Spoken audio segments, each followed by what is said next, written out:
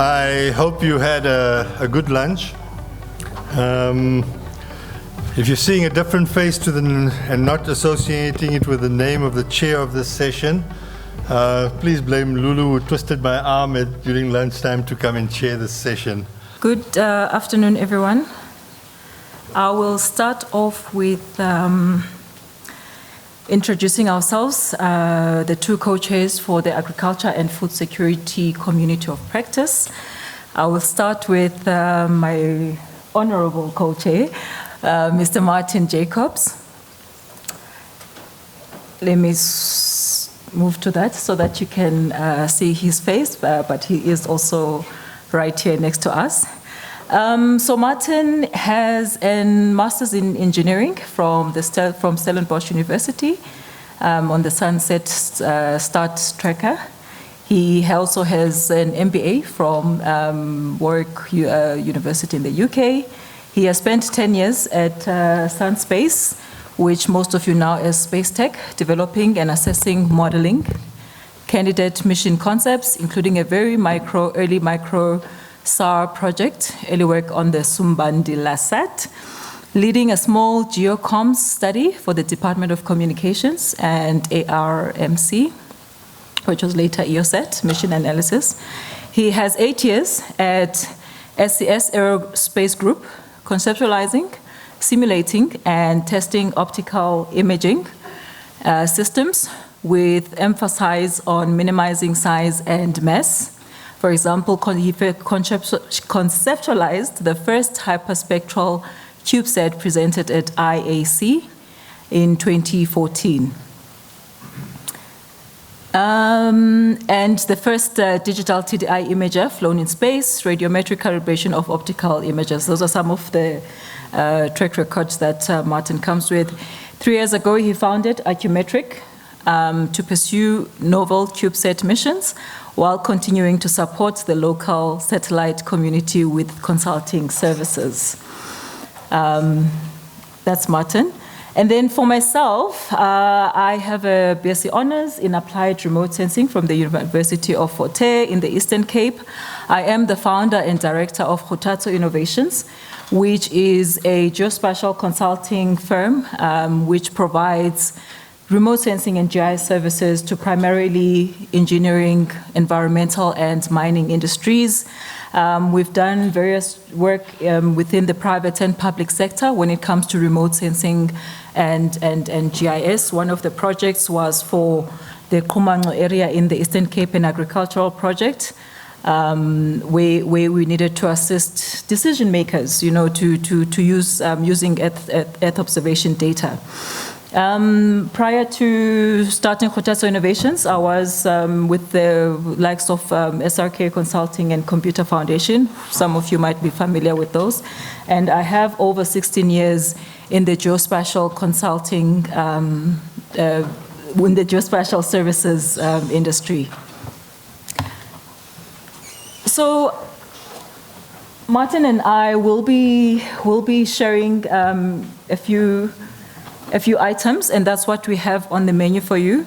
I will do from item number 1 to item number 5, and then Martin will take over from the potential collaborative areas, which we really anticipate quite a lot of engagement in terms of, the various organizations that are with us today. Just to give you some context, I've seen amazing and new faces within the room, and I'm quite excited.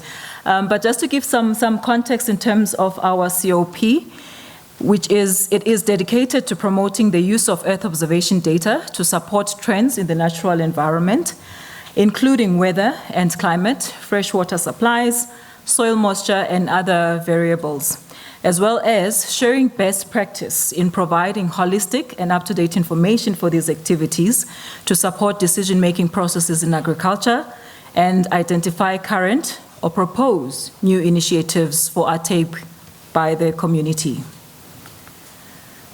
In terms of the objectives of our particular community of practice, and I'll really highlight over them because we have We go into more detail on the NEOSS website, and I'd encourage everyone in the room to please go in there and have a look in terms of all the objectives, actually for each and every COP. Starting with identifying current capacity and capabilities in agriculture and food security, including potential initiatives for collaboration, identifying gaps in the currently developed user requirements for EO systems and for agriculture and food security, improve existing mapping capability and land suitability. I like that we had the presentation from the likes of Esther at GeoGlam. Improve existing mapping capability for land suitability, crop types, diseases spread, etc. Collaborate with SANSA to ensure that EO data and products are brought to service delivery level. And that speaks again to partnerships or potential partnerships with our municipalities.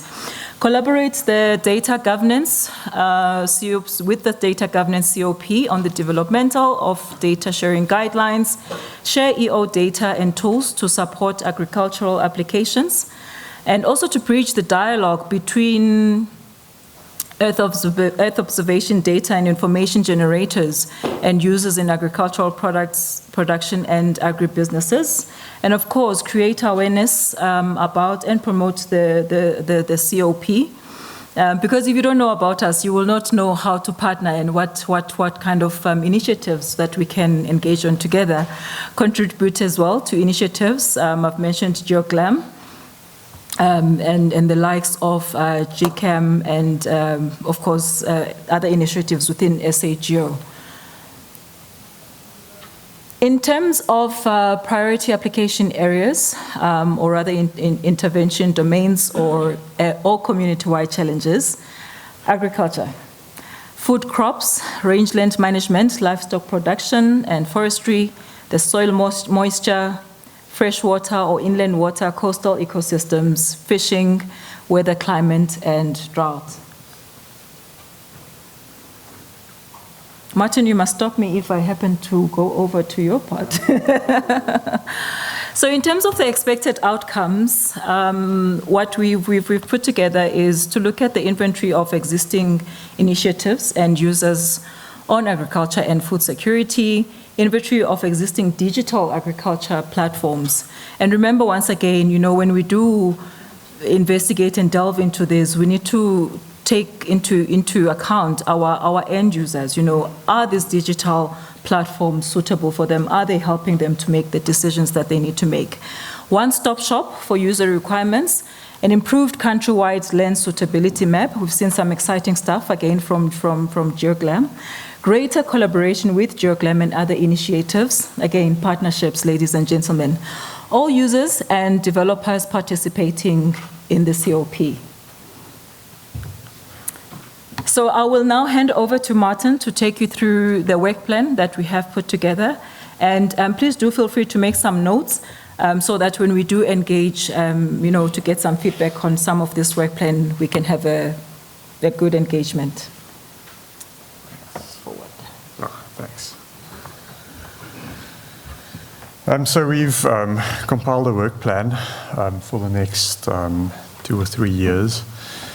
Basically, the objectives which Ndeliso mentioned earlier, we've listed there on the next few slides. And then what's going to be done about them and what is required to accomplish that.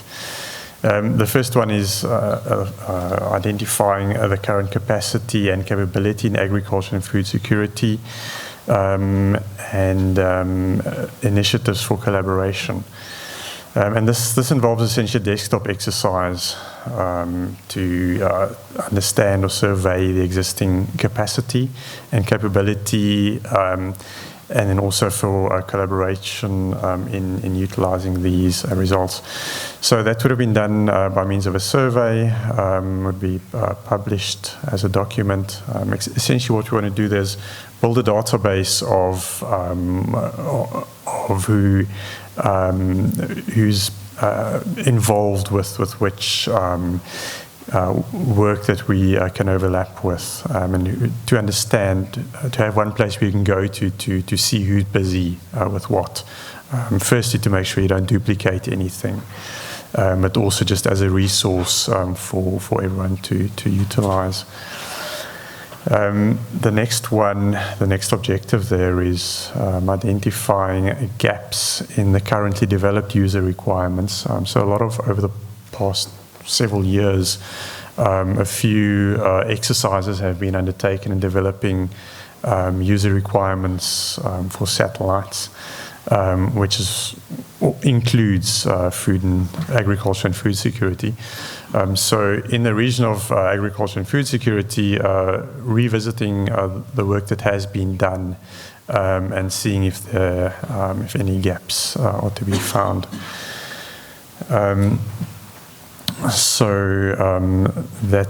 That's to be done by both the support from the Secretariat and then the CoPs involved in the work there. The third objective on the bottom left there is to improve existing mapping capability for land suitability and for crop types, disease spread, and those sort of applications. So the strategy there is a feasibility study or business plan on the capacity, the models, the methods, processes, and systems suitable for a mapping capability. And that would be to develop a call for proposals and publish. Get that published.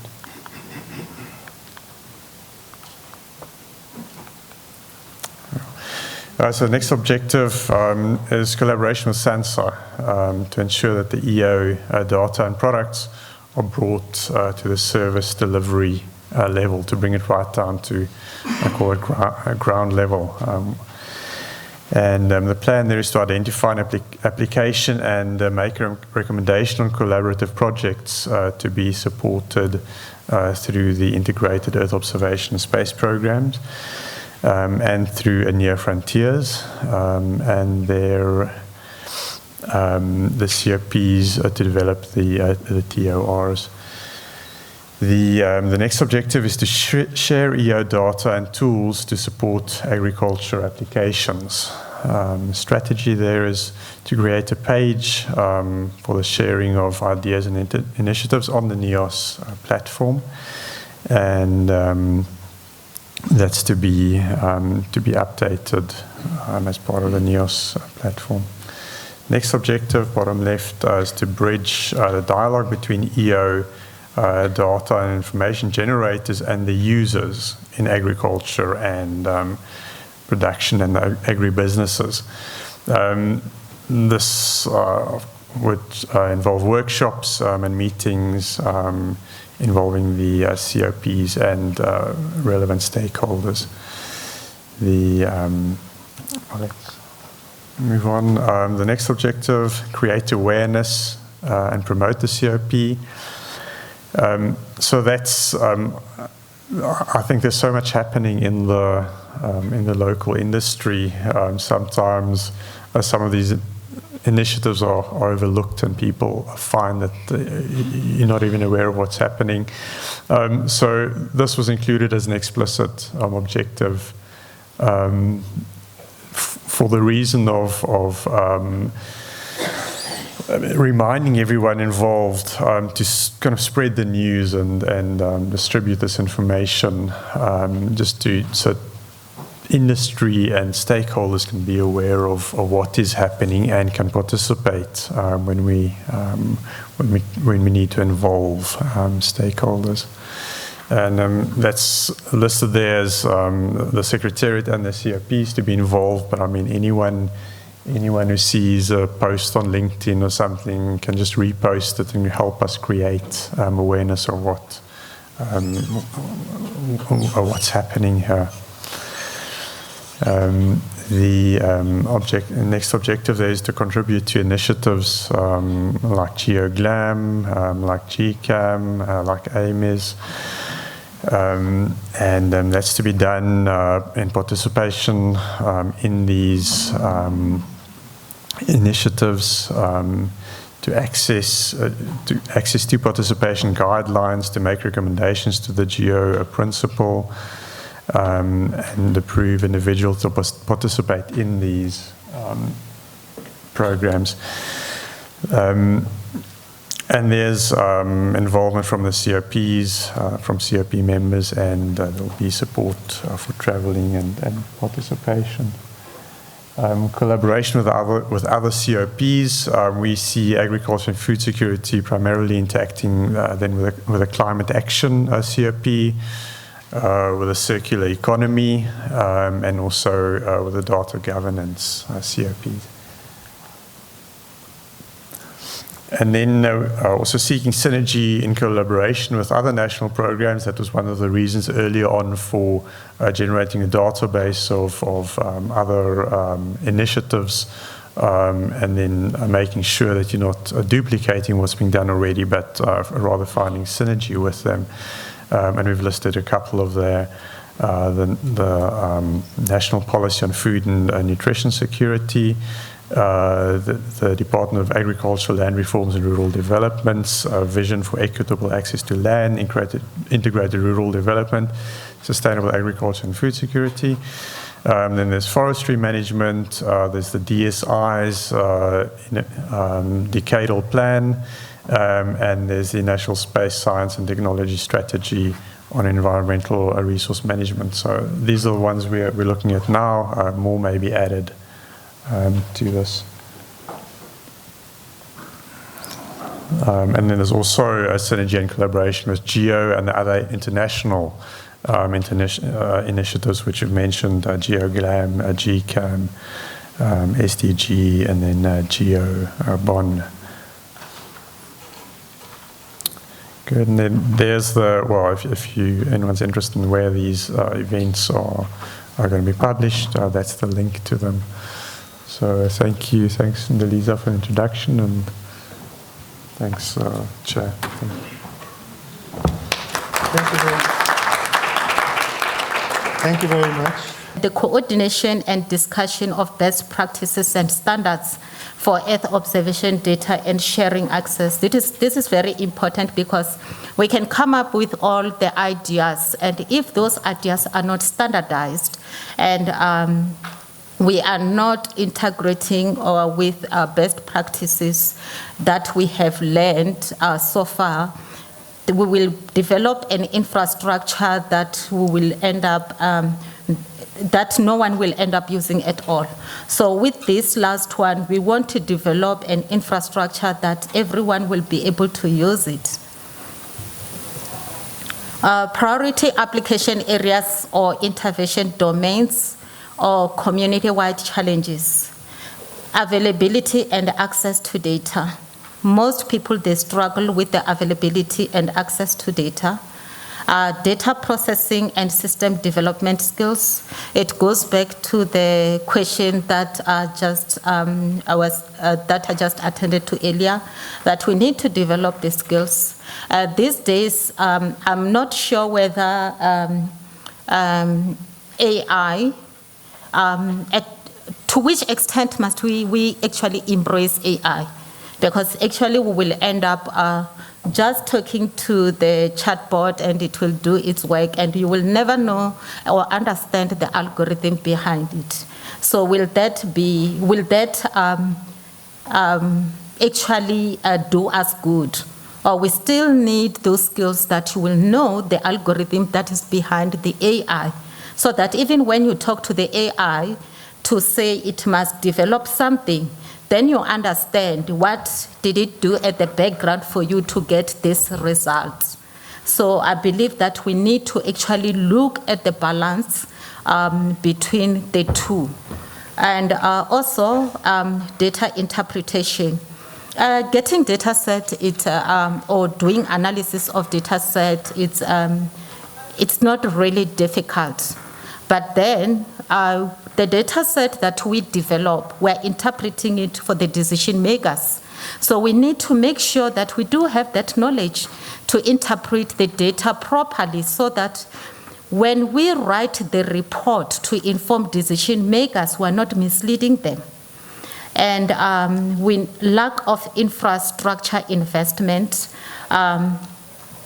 Over the years, the gentleman was actually presenting here earlier. They talk about whoever who's got money must, who can say that they've got enough money, they must raise their hands. So as it is in South Africa, we do not have money, but I believe that if you have a strong case, you will be able to find the money. The only problem is how are you asking that money? I mean, that's my own take on that. How are you asking for money? And then what is your business case on that? So if we do it properly, obviously, yeah, the money, we might find that it gets released. And open data source ideology. We need to look at the open data source ideology. Let's not hold each other hostage by a data set that have been acquired by money that is coming from National Treasury. We are all getting money from National Treasury. So it doesn't make sense if one department is going to purchase a data on a specific area, and I came and I said I need that particular data set, I still have to pay. We are just recycling our funds, creating more work for National Treasury unnecessarily so, and we're also actually holding each other hostage, that instead of going forward, we're actually going backward, doing the same process over and over again that it would have been avoided. So we need to look at data source ideology. It is a good thing that if we adopt that. The need for coordination amongst infrastructure and data custodians.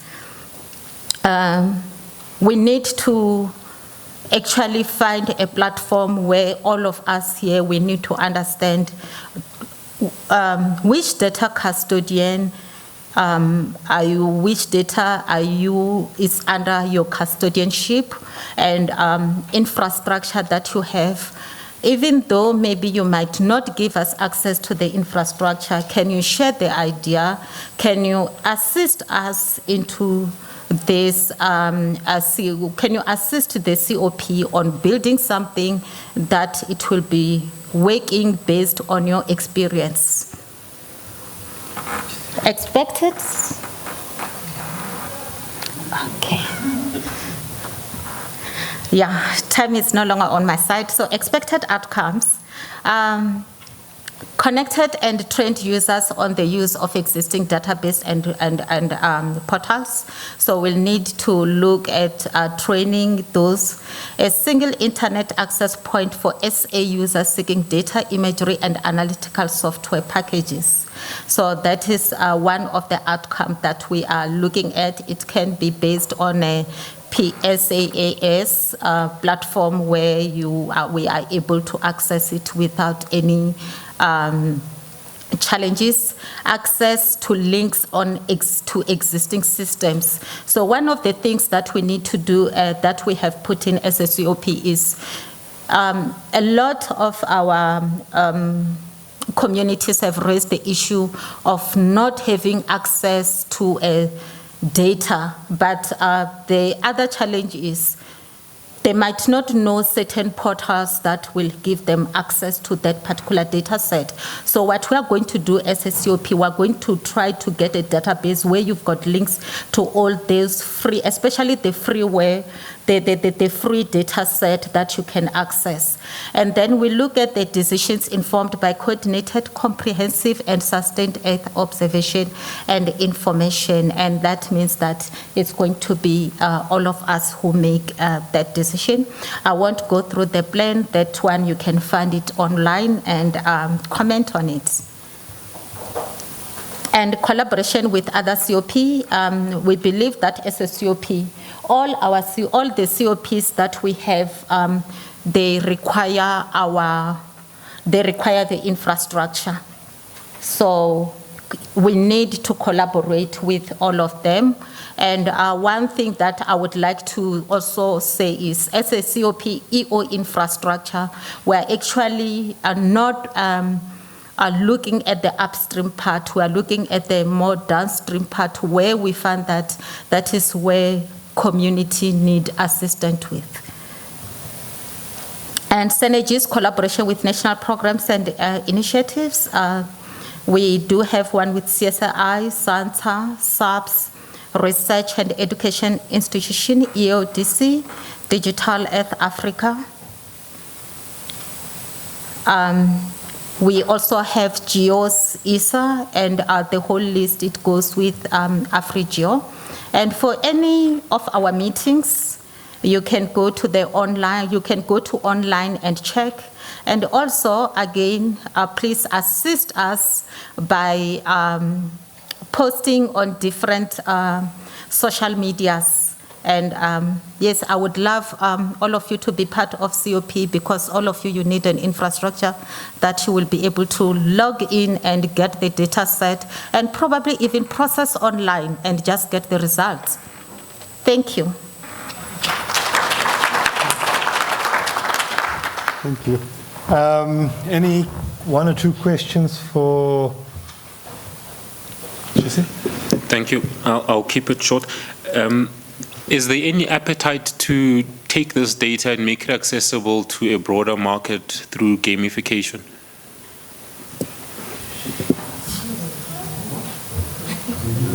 Gamification. Through gamification.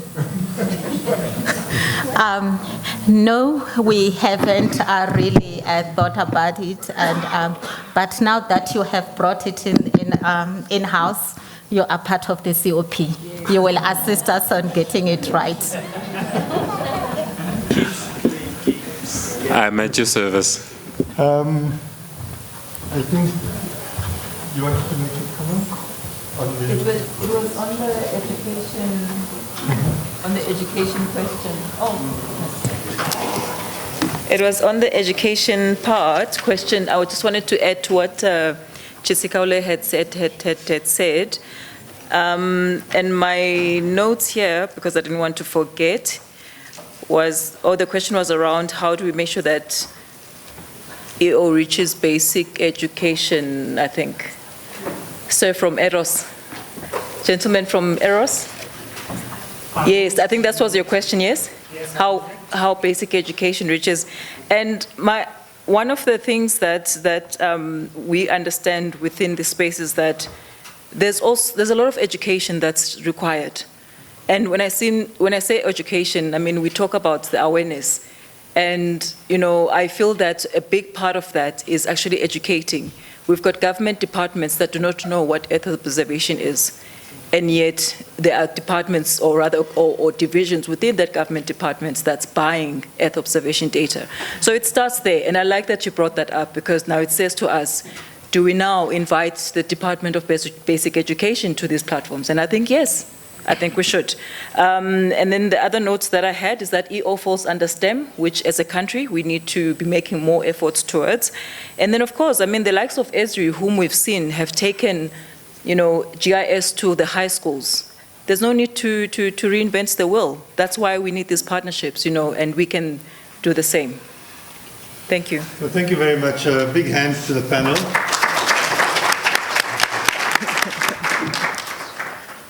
All right, thank you very much, Imran. So we are going to talk about natural capital accounting. I'm going to spend a little bit of time explaining what that is. But first of all, I have to admit that, first of all, Imran prepared most of the slides. Thank you, Imran, and you can see he was called up to higher station. But the next thing is, and I won't speak for Imran here, is that I am an imposter. Because neither Imran and I are actually natural capital accounting practitioners. So we understand the value of it and we can talk about it, but I see us as caretakers until you can find some real experts, Lulu. Okay, so we're just going to have a look at ecosystem services and natural capital accounting. I am going to do my best to persuade you that this is not something that should be on the periphery, but should be something you should be thinking about all the time in Earth observation, because it's a way of putting economic value against what you do. And then we'll just go look at a few examples. So first of all, ecosystem services. These are the services that we as people get from ecosystems. And you might typically think that the most common way of looking at this is what are called provisioning ecosystem services. So this is extraction, fisheries, timber, mining, etc. But these are not actually the most valuable ecosystem services. The most valuable ecosystem services are things like cultural. That includes tourism, for example, and the regulating and supporting things. So the fact that sustainable and well-functioning ecosystems actually are worth a phenomenal amount of money economically and, of course, socioeconomically as well. So there was an analysis of the Western Indian Ocean ecosystem services about 5 years ago. And in addition to the assets being worth something like $350 billion US, there was a production of about $25 billion US a year. But only about 10% of that came from the provisioning, i.e. fisheries, etc. 70% of that came from tourism, and the others came from carbon sequestration, coastal defenses of mangroves, etc., etc. So if we can capture the economic value of all of that complexity, it's huge. And we can see that with climate change, with unsustainable development, many of these ecosystems are seriously under threat, and if you can put a value against it and a well-judged value, that helps you to actually plot a better path for sustainable development and maintain the biodiversity. And the European Union, for example, now has a mission called Restore Our Oceans, because they know that restoring ecosystems back to pristine is not only an industry in itself, but is actually real wealth creation economically. So you might see various terms bandied around: ecosystems account, natural capital accounting, ecosystem service valuation. I'm not in a position to go and finesse this. I'm just saying you can see all of these terms, and if you're not in natural capital accounting, they all mean roughly the same thing, putting an economic and a socioeconomic value against ecosystems. And, you know, typically what are the things you're looking at? You're looking at habitat type, habitat functionality, habitat phenology, biomass, canopies, wetlands and mangroves, blue and green carbon, primary production in all its forms across ocean and land, etc., and many other things. One of the important things to consider is that there's standard practice, and this SEEA practice, actually Stats SA and SANBI are the kind of curators of this, so they should really be talking to you about it.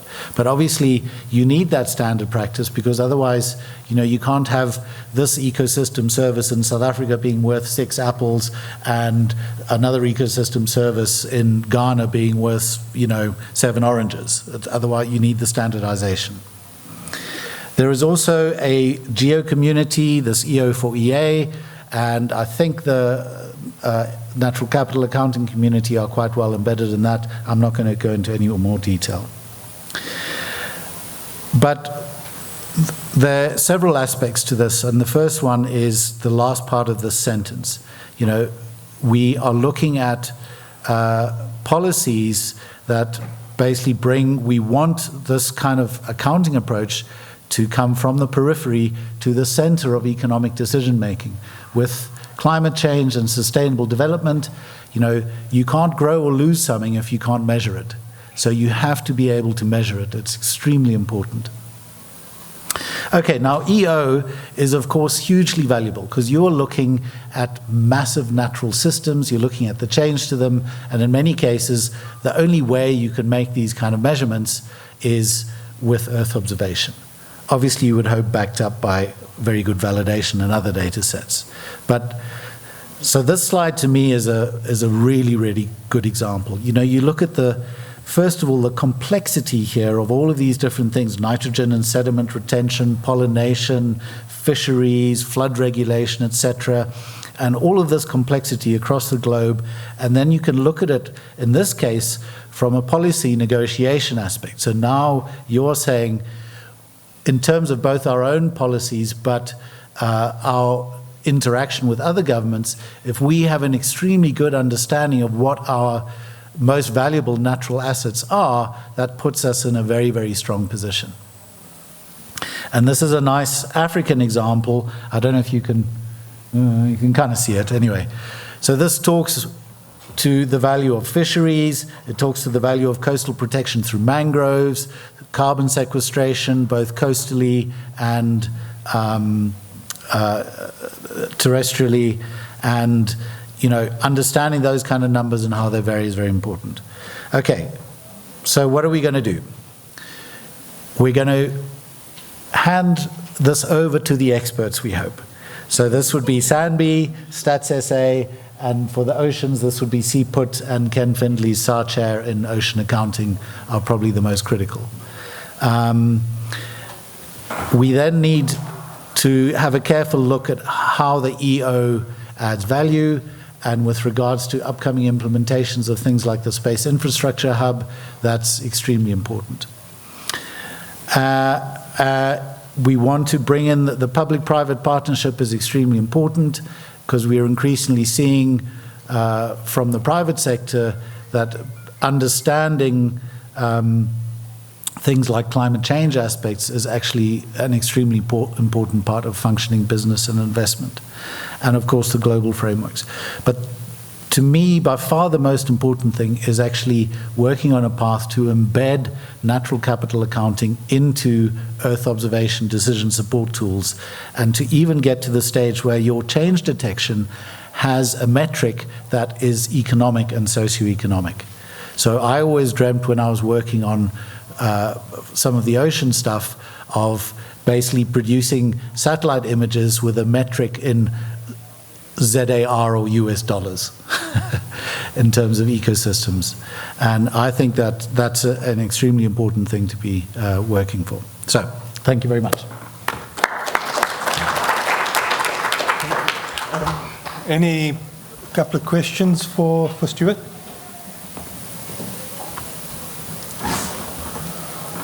Huh? Okay. Thank you. Ale? I'll go down because it's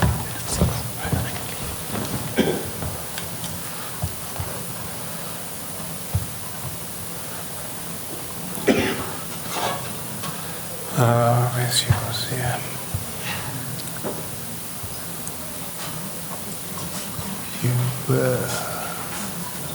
Is this it? Yeah, that's one. So, yes.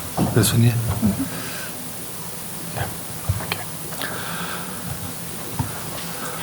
So, just Ed Roy, from Stats to say, I think that sorry to pick you out like that, but I think that there's a very good connection here with Stats SA that I think we can pick up, or Lulu can pick up later on as well. Good afternoon, everyone. Okay. Yes, my name is Ngalizane Mudau. I'm a remote sensing scientist, also acting sector and business developer.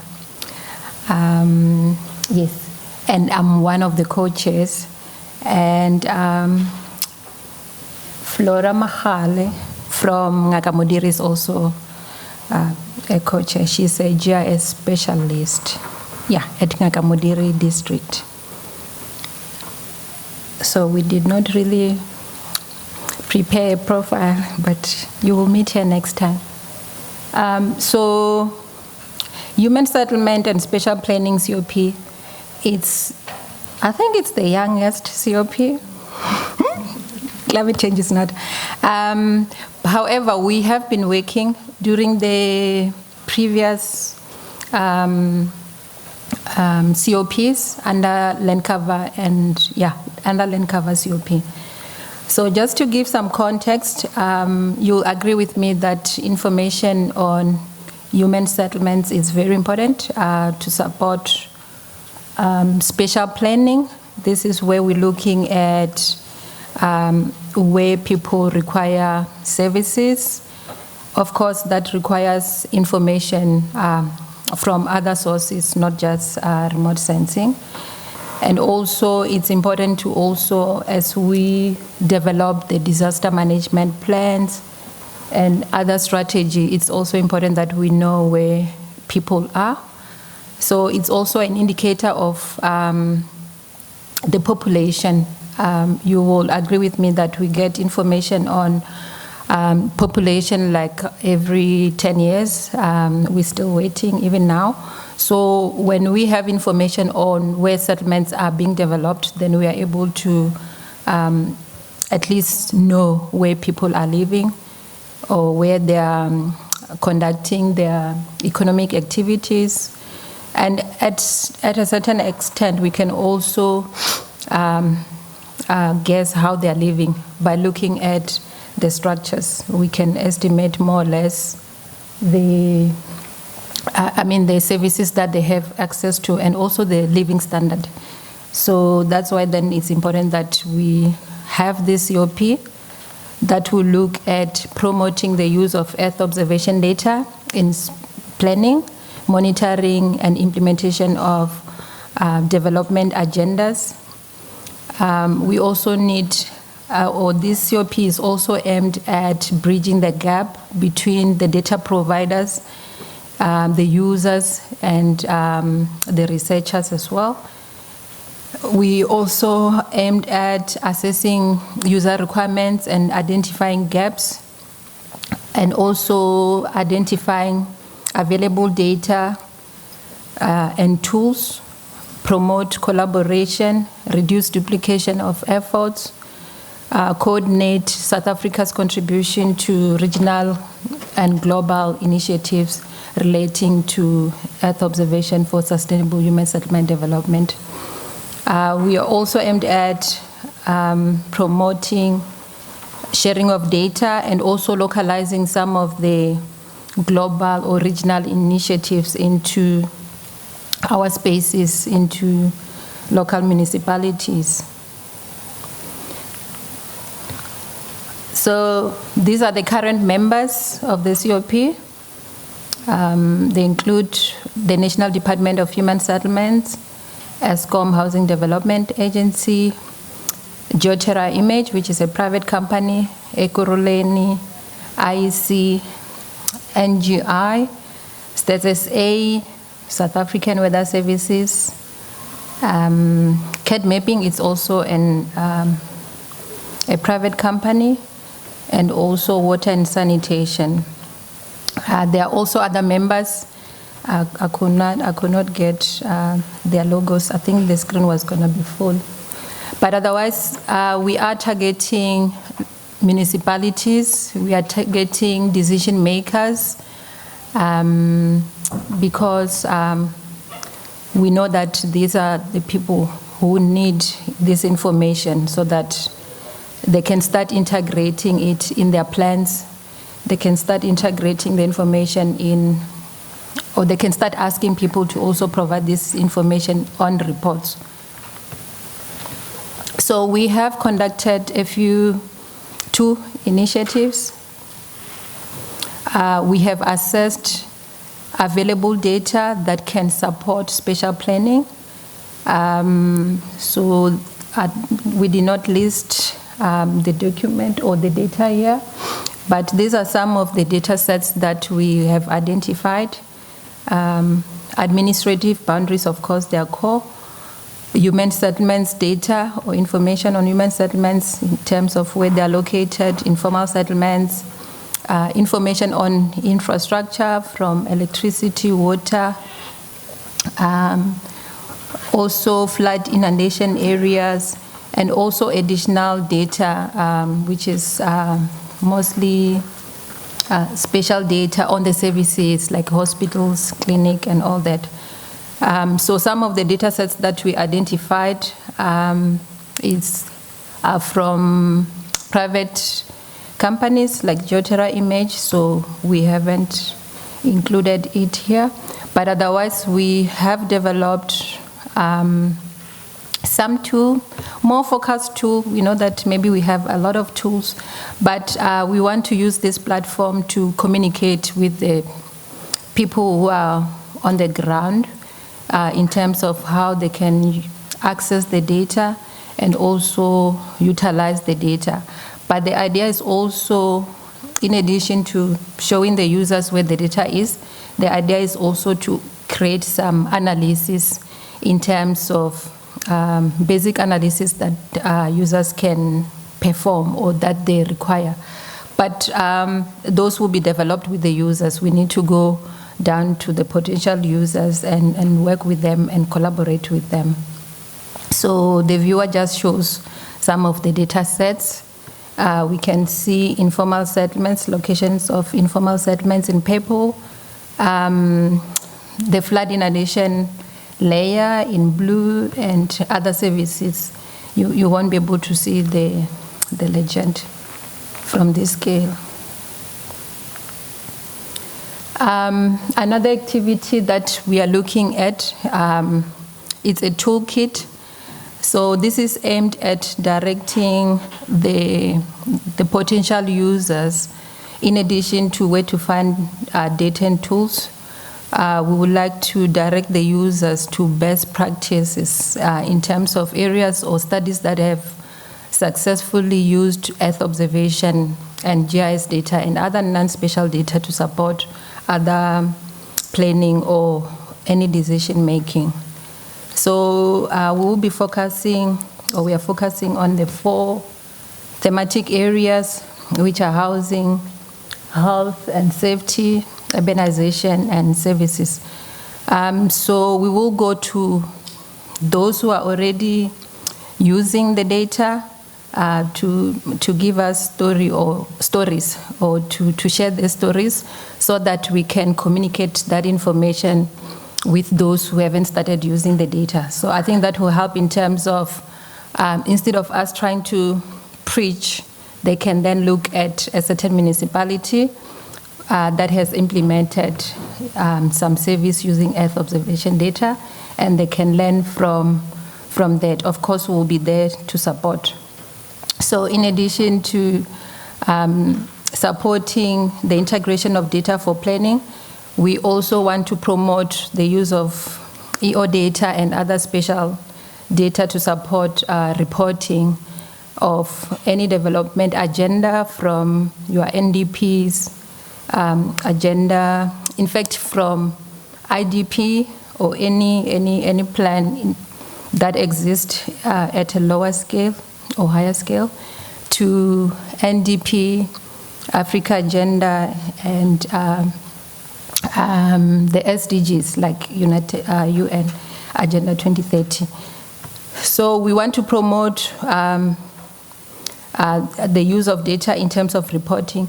So this will also help us in ensuring that we report, we start reporting with evidence where we can see the information on the ground, but also it will avoid those cases where you have international communities who will come and tell you how you're doing in terms of particular indicators that we are required or that we should measure against. So we will need to develop also capacity in terms of computation of some of the indicators. And then you will see, I don't know if it's visible enough, there's a map there. We are planning on updating that map to show location of people who are focusing in Earth observation and human settlements. So this will help also the local municipalities to identify data producers or experts or people who can assist them in around their areas. So in terms of, is my time up? Oh. Was it 10 minutes? Oh, okay. Yes, I need to finish. So, yeah, we need to continuously gather user requirements and promote the use of data through customized training. So we have been partnering with DSI and municipalities to conduct trainings on EO for DDM, District Development Model. So we continue to engage more, but of course we want to target those municipalities that are currently maybe not using EO or geospatial information. So future activities will include what we've been doing, and then we need to also link up with other CoPs and other stakeholders in the field or who are using EO or producing data. We need to document those success stories, like I'm saying, and then do more of awareness. Thank you for your attention.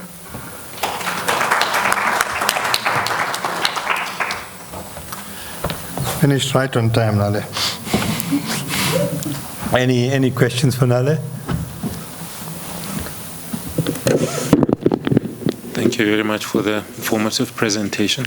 I'd just like to find out, technically speaking, can the imagery also give us a subterranean view? We've got problems with zamazamas, we've got lots of caves, maybe we want to see tectonic shifts. Thanks.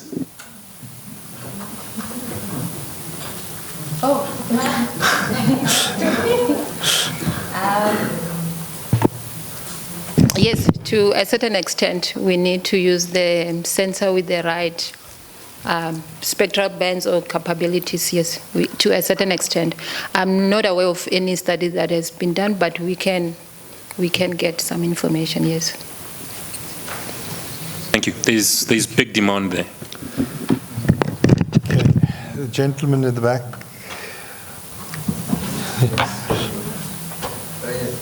I think, how is your relationship been with the private sector in terms of the data sharing? Because very often the private sector has the capability to marginalize and empower and marginalize at the same time.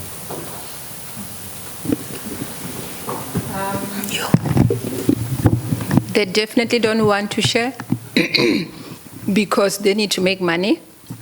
But I think it's more than just sharing. It's more in terms of understanding what is out there. So, I mean, if it's not there, then it cannot be used. So if it's with private industry and we know about it, maybe we can find a way of supporting. So what then is their contribution in the COP? Well, they've got a lot of experience, right, in data production, analysis. They know, they engage with also some of the users all the time. So there's lots of expertise in terms of even directing how we can create awareness, developing those case studies. But of course, we need to, at some point, we must get some support, from, I don't know where, from DSI or SANSA, so that we work with them to develop particular case studies. Because the idea is to take the data and information to the people on the ground, no matter how it's developed, or it doesn't matter who is developing it. Yeah, in fact, what I was saying is, if you remember, then generally, even the raw data that we used to get from the surveyor general, they would collect that data and they actually say we have added value and then not sharing and whatever. So I thought perhaps the relationship has been improving and their contribution, because otherwise, as a country, we're not going to go anywhere. If we understand they want to maximize their profits and whatever, but at the same time, they need to somehow contribute significantly. I hope they are listening, but they are listening. Yeah. But otherwise, I think it's also this platform that, like we have collected, for example, a list of available data set from GeoTerra image from private companies. So there's no way that they can come and say we have cadastral data and we promote that, knowing that we have a data custodian for cadastral data. So it's this platform that is also aimed to reduce those things that happen. Thank you very much. Sorry. I think, just to add, I think we need to strengthen the policies or legislation that deals with data and information generated using state funds. I think that will somehow contribute to what you've just mentioned, whether it is private sector, academic institutions, and other research institutions. As long as the money, as long as the products and information generated from that research or project was funded by the state, there must be some legislation around it. Moreover, it needs to be centralized in a specific place where we know that this is the portal where you can find data that has been generated using state funds, so that you don't call different institutions, because they will send you from pillar to post, but if you say that information was generated using state funds, there's one thing that you're going to hear: it is cost recovery. How do you go beyond that cost recovery clause, if I may put it that way? Thank you. I'd just like to answer a bit more on the question that the gent asked about Zamazamas. So a very good tool in that is using satellite imagery that has radar, which allows you to study ground. It actually can penetrate the ground. At Khotatso Innovations, we've actually done a study for such, in order to lay infrastructure. I am happy to have a chat with you, a bit more detailed after this. Yeah, that'll be very useful. There are multiple applications, by the way. We've got a problem with sinkholes that are popping up that are causing quite a bit of problems. So border management control, we're realizing that people are digging holes to cross in. So multiple applications. Like I said, huge demand. Easy 100 billion rand business within the next 10 years in SADC. There's lots of SAR applications, interperimetry type of applications that can be used for that as well. Jesse, you are. We're running really, really behind time. I'm very sorry about that. Good afternoon, everyone. You've got a presentation. Is it not uploaded, Lulu? I thought. Let me just check. Patrick, you've got the stick. So yeah, whilst Imran is still assisting us on that, I'm going to be biased and be an opportunist here and answer both your questions, starting with you, Lisicha.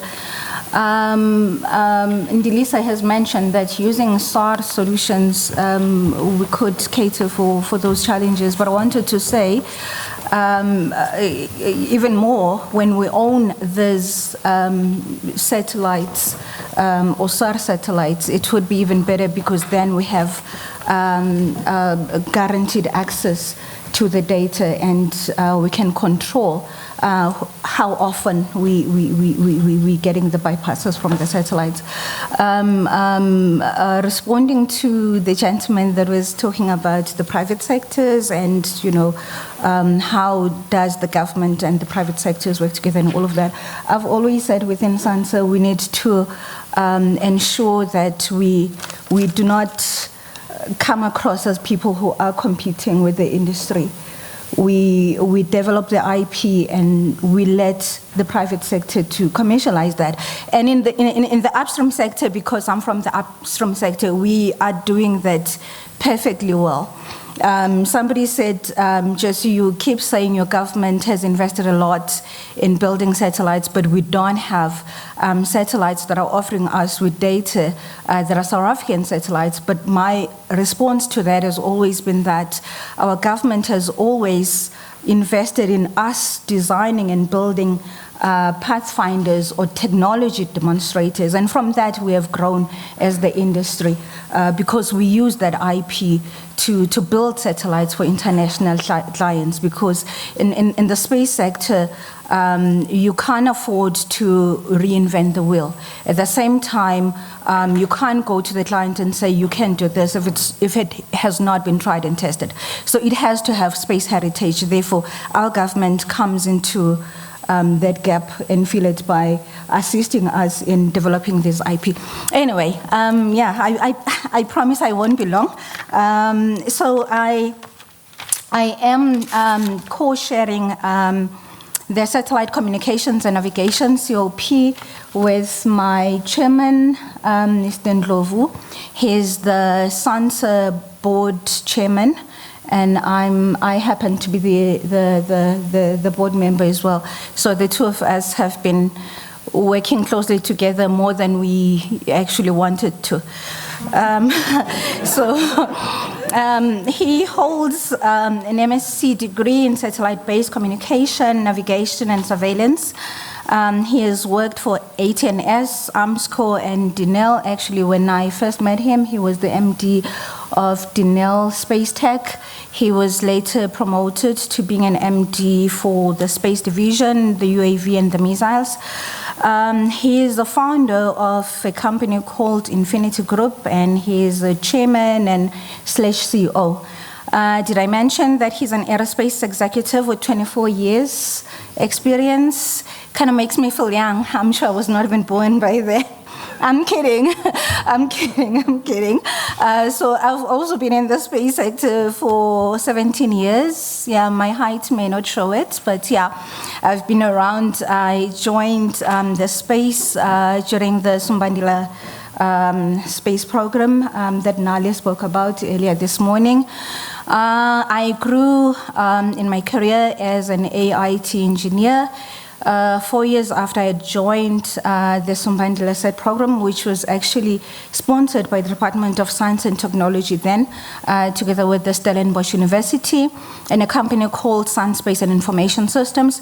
Sunspace was the only company in the space engineering sector in the entire continent. So yeah, we were very fortunate to be a part of that. 4 years later, I went to the International Space University to further my studies in space systems engineering.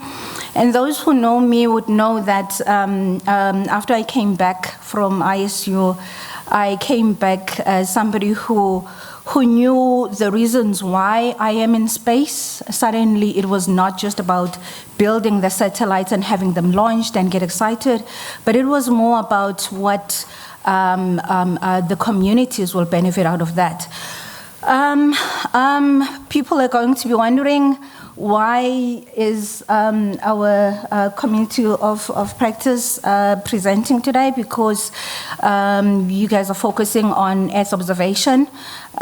So somebody was asking, so how are you connected to Earth observation? And I said, precisely that, we connecting.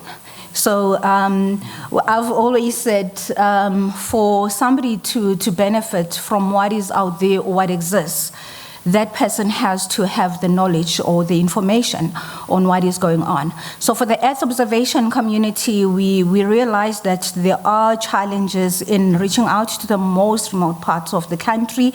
Therefore, you can't reach out to them and say, these are the tools that can be used if you cannot communicate. Therefore, we have decided that communication and navigation is very much important when we are saying we want to service the Earth observation community. And those who know me would tell you that UGC has always said, I would have failed as a space engineer if during my time we don't have a communication satellite that would service the needs of education and health. So yeah, without being long, I had promised I'll be short as my height. So I'll ask my co-chair to present our presentation. He said I'm throwing him under the bus, but then I said, you're good because you don't tend to talk. I'm a talker, so I tend to not even focus on the presentation and not be long. So I asked him to do the honors of presenting our presentation. Thank you.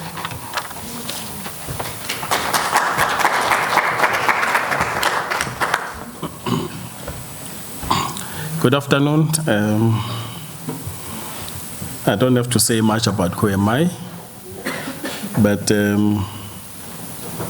I must state that my co-chair forgot a very critical piece of information, that she is the only person who was mentioned by name by the President of the country during the State of the Nation address. In that whole entire State of the Nation address, she is the only one who was mentioned by name.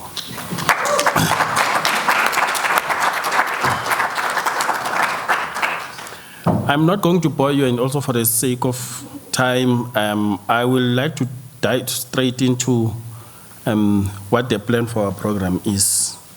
We have 3 goals. Number 1, to secure, protect, and expand the South African allocated orbital slots for the communication satellite. As you are aware that the ITU normally allocates orbital slots to countries for them to place their satellite communication resources. South Africa has not been very good at managing that resource. And we feel that it's one of the areas that I think we need to do. And there are specific structures that are in place that require certain responses in time in order to be able to secure those slots. And that's the reason why we end up with a slot that is sitting above Bangladesh, which is in the Far East, instead of either above South Africa or above Zambia or Kenya. The second goal is to foster the adoption of satellite communication and navigation here in South Africa. You know, might not be aware that we use satellite communication and navigation every time we use our phones. And therefore, it begs the question, if somebody says you are wasting money investing in space, and they don't realize that, in fact, other nations have actually spent money for you to be able to use some of the resources. The third one is basically to foster a technology development program, both in satellite communication and navigation. Why this? Because both satellite communication and navigation are difficult technologies. There are technologies that are actually up in space, and you don't wake up in any day in the morning and say, I'm going to be building a communication satellite. It takes years. And what we're trying to say here is that let's not be discouraged as a country by the number of years it takes to actually build this technology. Let us start. Depending on international capacity, might not always be working for us. And I'll make a classic example. There's been a study that was conducted by a number of people, including Centec, which stated that South Africa does spend over 5 billion rand a year buying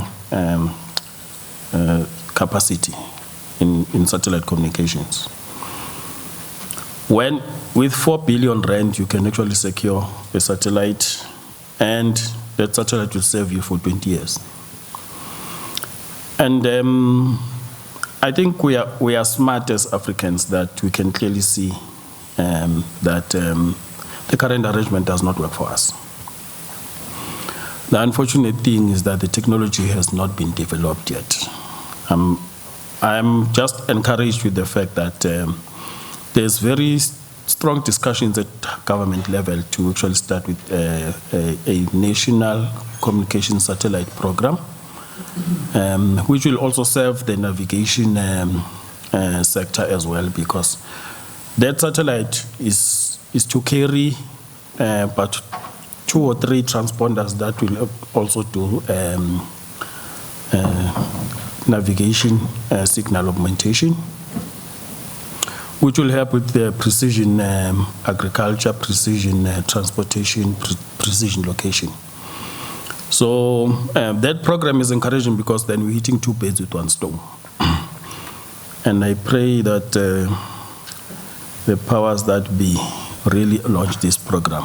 It's long overdue. It should have been launched years ago. And I remember that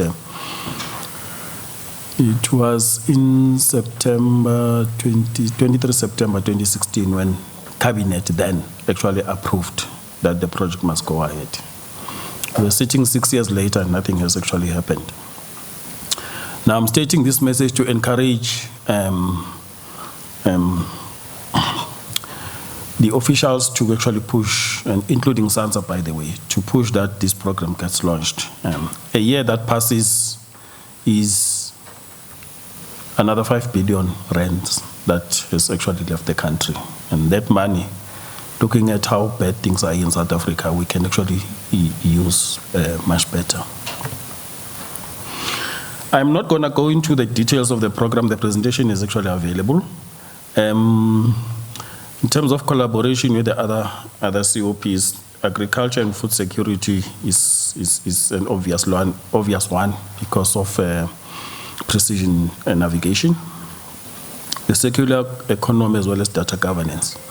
Specifically from what my co-chair presented, that the value of this communication, specifically the communication satellite, is that it instantaneously connects every single piece of ground in the country. And it is for that reason that we think that with data governance, we should actually work together. Okay, synergies with the national programs, obviously there's the Centec, it's actually the National Satellite Communication Program, but we also need to interface strongly with ECASA because of the protection of our orbital slots, as well as TTPS. There's also the issue of the national space strategy that we really need to look at. I think the strategy is now at 12 years. We need to encourage the DSI to start reviewing that strategy. Okay, internationally, obviously, with GEOS, ITU for us is actually quite important, but the International Committee on Global Navigation is also another one. Okay, for events, again, the NEOSS website is the place to go. Thank you.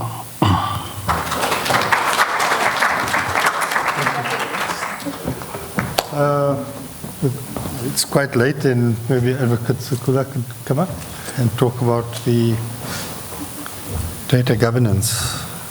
Okay. Is yours here? Is that the one? Data governance. Yes, one comment, I saw it, yeah. Yes, Dan. So I'm the guy who plays with young children in schools. When Jesse was going through the board chair's profile, I realized that we are not wasting our time, because if we want to get rid of this them and us, private sector versus us, we need to understand that there is no such thing. It's an optical illusion. We need to all be integrated as private and public sector, all in one, because at the end of the day, we are South African citizens. So he runs a private sector company. He chairs the board of an agency of government. He's heavily networked into government. He's playing multiple roles in one. And we are not to curse, but bless such, and encourage our young people to play this multiplicity of roles and get rid of this them and us. Elon Musk plays both roles in the US. Well said, Dan. I'm sure.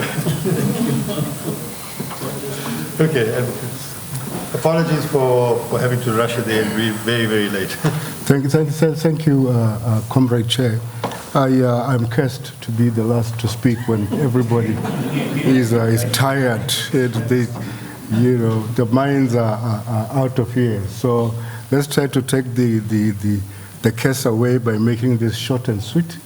And precisely because the issues that arises from data governance are underlying themes in all the presentations that I've heard, be it infrastructure, be it climate change, be it space operations, that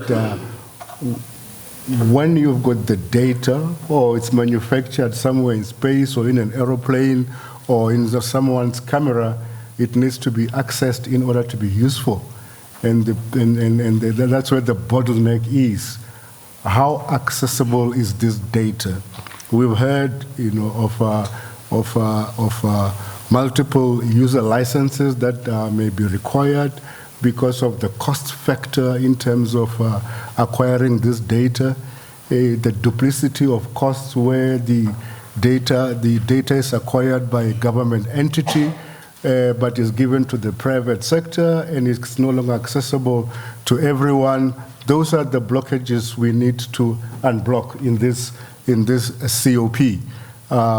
We've got our nice biographies there. I think we can all read. My co-chair, Dr. Bulelan Sibola, I would have loved her to make this presentation. She is within this environment at the CAR. She's a research associate of the Institute of Intelligent Systems at the University of Johannesburg. Now, with a co-chair like that, you guys are assured that your inputs will be taken care of and recommendations will be made. Let's keep this in mind that we are not empowered to make the laws, but we can make definitely recommendations to the stakeholders, the powers that be, that needs to look at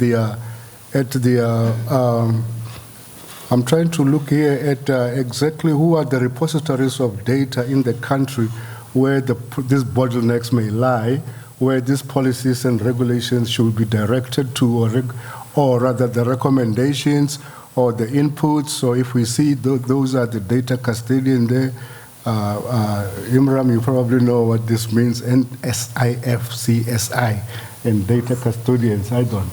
Dr. Samuel wrote this. Spatial infrastructure.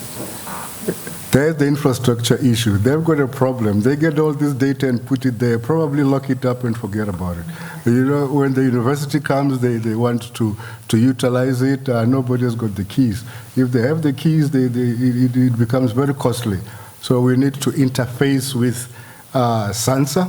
SANSA has got the EOS. Is it the EOD? It has changed now recently, I believe.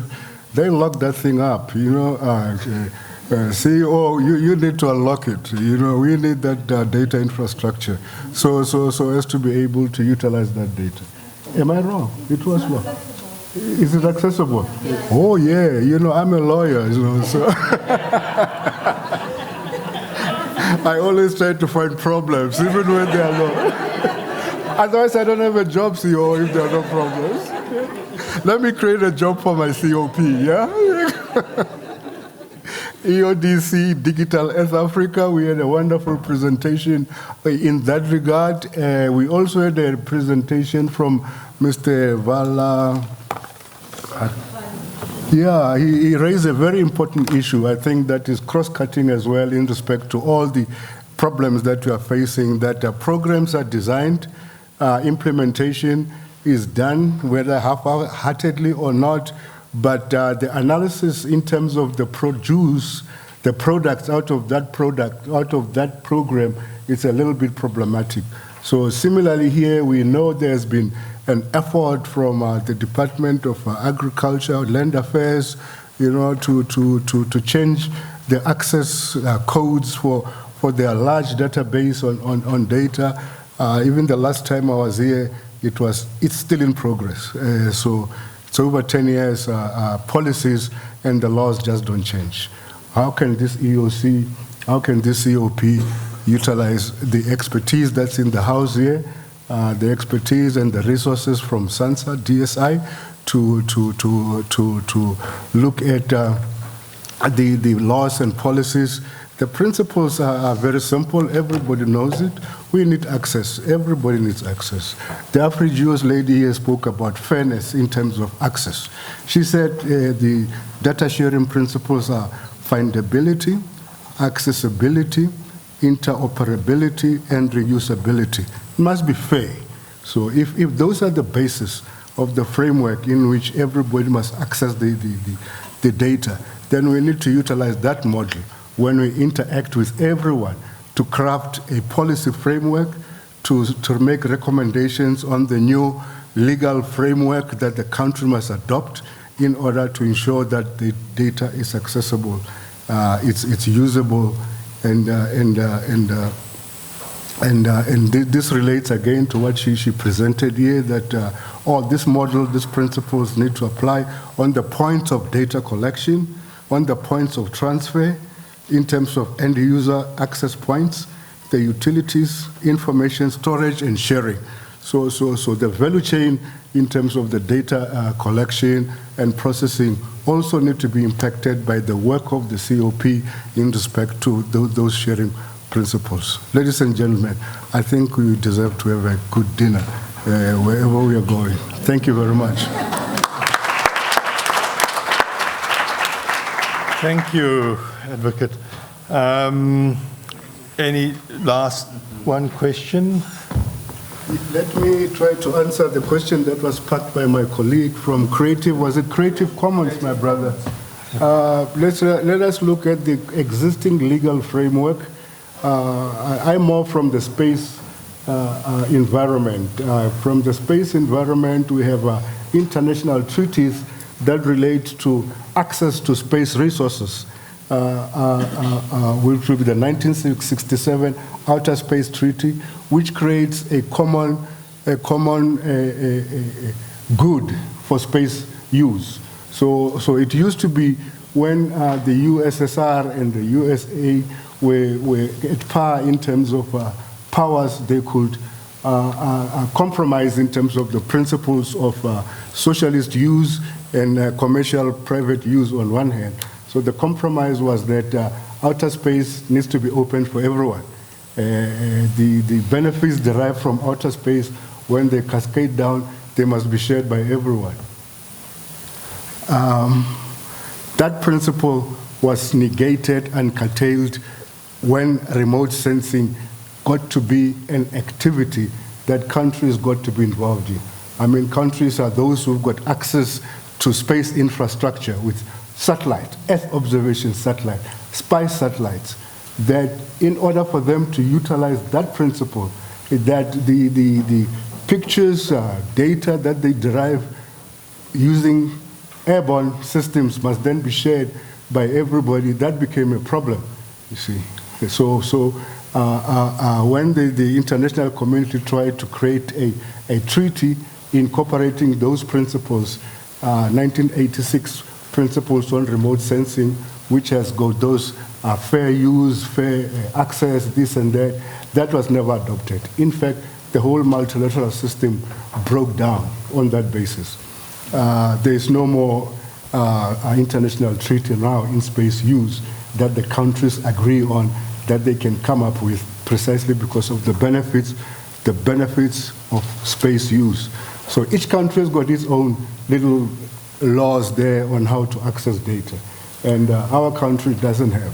There's one clause in the Sensor Act, there's one clause there in the Space Affairs Act, but never really comprehensively dealing with, how to access data. The only thing was safe to say, I think we need to just clap for ourselves. We really stayed the game. Thank you. In this case, then, I would like just to thank the DSI colleagues. And without them, I must say that the oil to make this machine that is grinding is not going to happen. So we thank you very much. I think, Mr. Mdau, you can pass the message to the DDG that we still need that support. And then, of course, saying that, knowing that Miss, in this case, Dumi-san, I call her Dumi, okay. Thank you very much. We appreciate your support all the time. Thank you. Continue to do that. And I know that in terms of the budget, or budget times, when we send you a business plan, please understand that we'll need more. So thank you very much. And then also, I would like even to thank all the speakers who were really great to prepare for this session or these sessions. It takes some time. So we really appreciate in their absence. I think in this case, again, I would say, Mr. Mdau, please just pass the message to all the colleagues that couldn't stay with us here, but it was a really great to have you to share those messages and also the way how you ensured that we are staying the course in terms of what we need to do vision-wise. Thank you very much. Then the co-chairs, I think without you colleagues, we cannot really get this community of practice going. So, and also the time that you have really shown within the Earth observation community that you are, I think your passion, that was something that really attracted me the most. And I think continue with that. We really appreciate all that you do and continue doing it. Thank you very much. We can clap hands for you. Well, anyway, of course, lastly and not the least, I think anyone who was here like me and then the audience, and then I think we have to thank ourselves and say it was a great one, and I think we will go away with something to take home, and then so we really appreciate all the knowledge and the information that and the sharing that you have given to us. I think we'll go away with more passion and also being more wiser than we were yesterday. We can clap hands for ourselves, guys. Thank you. Then I think the one of the networking session, I think you can tell us where will it be? Oh, it's just right outside. Oh, right. So I'll leave over to you now. Okay. Thank you. Thank you, colleagues. Thanks a lot. Thank you. So we've reached the end of our program. Please don't leave. Don't just leave. We've prepared a networking session so that you can get to know one another.